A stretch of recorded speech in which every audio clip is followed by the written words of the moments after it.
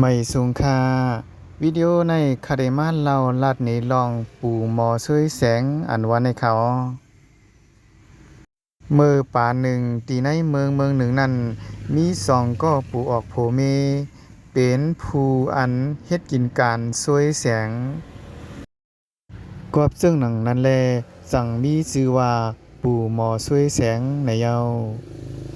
หรือเสในอำกาขาสองก็ปูออกโผเมในมีลูกมีลางแลเขาสองก็ออกโผเมจังเลี้ยงไว้ก่อนตัวหนึ่งก่อนตัวในเขาหักเหมือนหนังลูกหนังล้างในก็ว่าหรือสิในก็เพราะว่าถึงกลางในเจ้าเมืองเลียงมาไหนเตมีเจ้าอีหันตาตัวหนึ่งเขามาขามซ้อมตีนาเฮิรนเขาสองก็ปอกโผเมจึงนั้นกูไหนอำขาดอำวายสิไหนในเยาถึงมาในเจ้าวันหนึ่งปู่หมอช่วยแสงก่อนังเสช่วยแสงมันอยู่ตีนาเฮือนมันนั่นย่ำหนังนั้นเจ้าอย่าหันตาตัวนั้นก็มาขามซ้อมตีนาเฮือนเขาเหมือนหนังปักเก่าปึงเก่าแลปู่หมอช่วยแสงนั้นก็ไล่ว่างเอาเสียงมันไว้เหนือปืนตีนังมันนั่นเสเข้ากว่าในสองภัยโคดเอาเข้าพักแลมาหลู่ต้านปันตีเจ้าอย่าหันตาตัวนั้นยามหนังนั้นมือพ้องปู่หมอช่วยเสียงนั้นเอาลูกเสียงแหลงมันวางไว้เหนือปืนตีนังมันเสเข้ามือตักเข้าพักอยู่นั้นมีนกตัวก่อนอันเขาเลี้ยงไว้นั่นว่นว่าเสียงแหลงนั้นเหมือนหนังหมากไม้ในเสตัวก่อนนั้นจังไรเลียนเข้ามาสักกินลูกเสียงแหลงนั้นเสอื่นลงคอกว่าเพราะว่าปู่หมอช่วยเสียงนั้นเอาเข้าพักมาหลู่ตานปันตีเจ้าย่านนั้นยาวก่อตีอ่างมานังช่วยเสียงมันนังปักเก่าเปิงเก่าแลหาด้วยเสียงแหลงมันก็อ่ำหันยาวแลมันจังห้องเจ้าย่านนั้นให้กึดกำหนึ่งสีต้องถามตีเจ้าย่านนั้นคือยายอยู่เจ้าย่านนั้นก็อ่ำไลตอบสัง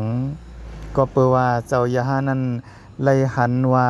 ตูก่อนอันเขาสองก็ปวกผู้มีเลี้ยงไว้นั้นมาสักกินลูกเสียงเหลียงนั้นไว้แล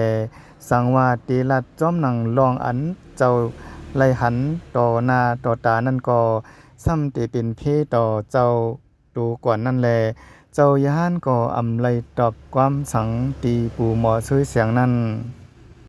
เพราะว่าปู่หมอช่วยเสียงนั้นต้องถามตีเจ้าย่านนั้นอำไลลองตั้งสังกอใจลำไส้กำเด็กลากเด็กจันเจ้าย่านนั้นเข้ามาในเฮือนสีซอกเต่าซ้อมตู่ซ้อมชิงเจ้าย่านนั้นสีต้องถามลงกว่ากูลองปู่หมอช่วยเสียงนั้นต้องถามตีเจ้าย่านจึงหือก่อเจ้าย่านนั้นก็อำไลลัดสังเฮ็ดให้ปู่หมอช่วยเสียงนั้นใจลำไส้กำเสเด็กห้องแสน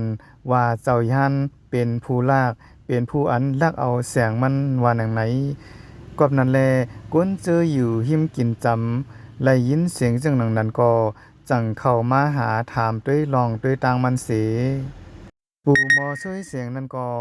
เด็กนี้เจ้าย่านนั้นเป็นผู้ลักเอาหุยเสียงเหลียงนั้นในเสก็เป็นแม่นางของปู่หมอช่วยเสียงก็หอบเอาตั้ง10 ปีห้องไห้ๆต้องถามตีเจ้าย่านนั้นก็เจ้าย่านก็อำไลตอบลัดสังก็เปอว่าสังลัดกว่าไหนมันติเป็นพี่ต่อตัวกวนอันมาสักกินลูกเสียงเหลียงนั้นกว่าก็เปอว่าเจ้าย่านในเป็นภูมิศีลมันกึมไว้แลตีลัดสังก็สังว่าลองนั้นตีเป็นพี่ต่อตัวสัตว์ตั้งหลายในเจ้าย่านเขาตื้นตีอำลาดกวาบจังนั้นแลลองในก็เป็นจังนั้นกวาบจังนั้นแลเผามาจอยลัดปันตีเจ้าย่านนั้นก็เจ้าย่านก็อำจังตอบลัดสังหรือสิว่า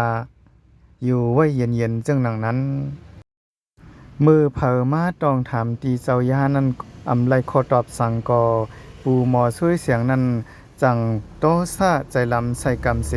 เอาค้อนหวดปันตีโหเจ้าย่านตานั้นถึงตีเลือดตกยางออกจ้อมหนังอันไลหันอยู่ในห่างวิดีโอในถึงดีก้นหิมห้อมเขามาจุกเสโดยจึงนั้นก็อำจังหามสีสังเจ้าย่านตานั้นก็ ก็เปอว่าปู่หมอช่วยเสียงนั้นเอาค้อนหลงทุบใส่ตีหูมันเจ้าแลเฮ็ดให้เลือดมันเจ้าตกใส่เนื้อปืนหนังนั้นย้ำมือเลือดของเจ้าย่านตกใส่เนื้อปืนนั้นมีตุก่อนอันเขาสองก็ปวกผู้มีเลี้ยงไว้นั้นหันทางว่าเป็นหมากไม้สุกแหลงในสิสั่งเลียนมาสักกินตีเลือดของเจ้าย่านตกไว้นั้นสิปู่หมอช่วยเสียงนั้นก็ปือใส่ลำเฮาเฮียงหนาแลหันสั่งเข้ามาก็เอาค้อนหวดใส่ซึ่งนั้นย่ำหนังนั้นซ้ำหวดยาดูก่อนอันเขาเลี้ยงไว้นั่นแลดูกว่านั้นก็ไล่เสียงสายใจตายกว่าตีนั้นกำซื่อดูก่อนอันเขาเลี้ยงไว้ในก็เปิดเขาหักเหมือนหนังลูกหนังล่างแลพ้องหนังนั้นดูก่อนไล่เสียงสายใจตายกว่าเย้าเพราะว่าดูก่อนนั้นไล่เสียงสายใจตายกว่าเย้าไหนเจ้ายาหันตานั้นสั่งหมอกลาดว่าลูกเสียงแหลงอันหายลายกว่านั้นมีในต้องตูก่อนนั้นเย้าก็เปอมือไกอ่อนนั้นตูก่อนนั้นไล่มาสักกินลูกเสียงแหลงนั้นเจ้าย่านจังหลัดหนังไหนเพราะว่าปู่หมอซื้อเสียงนั้นไล่ยินหนังนั้นเย้าจังเน็ดผ่าด้วยในต้องตูก่อนนั้นก็ไล่หันลูกเสียงแหลงนั้นมีอยู่ในต้องตูก่อนนั้นหนังนั้นเพราะว่าปู่หมอซื้อเสียงนั้นไล่หู้หันลองมันเมียนจึงนั้นเย้าก็เปลี่ยนอันเตออกตื้อใจสิขึงอ่างเฮ็ดให้ตูเจ้าเก่าพ้องมือปู่หมอช่วยเสียงเลยนางเมห่มตั้งกวนหิมหอมไหลหู้ถึงลองมันเมียนจึงนั้นก็ต่างย่อมน้อมตังพิษตีเจ้าย่านตาตัวนั้นนังนั้นไว้สินั้นเจ้าย่านตานั้นสั่งโฮตลาสั่งสอนปันตีปู่หมอช่วยเสียงเลยนางเมห่มตั้งกวนหิมหอมไว้สีนั้นเย้าก็จังเฮียนเอาเข้าซ้อมผักซ้อมลู่ตันปันตีเจ้าย่านตาตัวนั้นสิเจ้าย่านตาตัวนั้นก็จ้าปอกมือกว่าดังนั้น